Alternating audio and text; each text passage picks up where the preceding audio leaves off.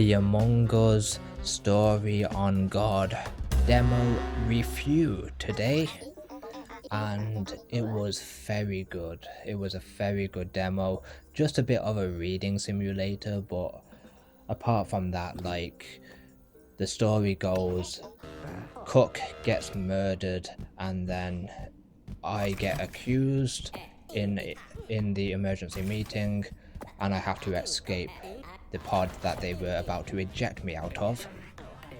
And how I escaped was through the fence.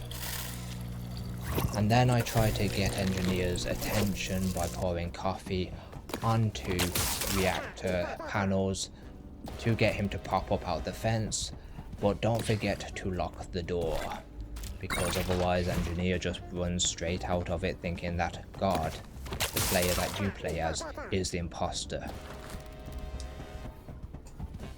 But at the end, when you think that you found the imposter, boom, the game ends, because some parts they have told me over and over again that they do not have in the demo. You cannot investigate on security cameras, even though there's security cameras on the ship. You can't investigate, you can't know who the imposter is, because they're keeping that a secret until the actual story comes out, until the actual full game comes out.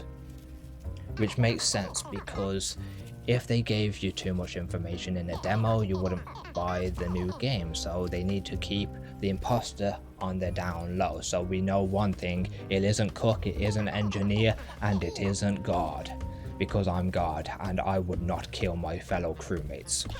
So yeah, W demo cinema. I literally said that at the end. I said when it popped up with thank you for playing, I said absolute cinema and put my hands up, kind of like the guy in the meme.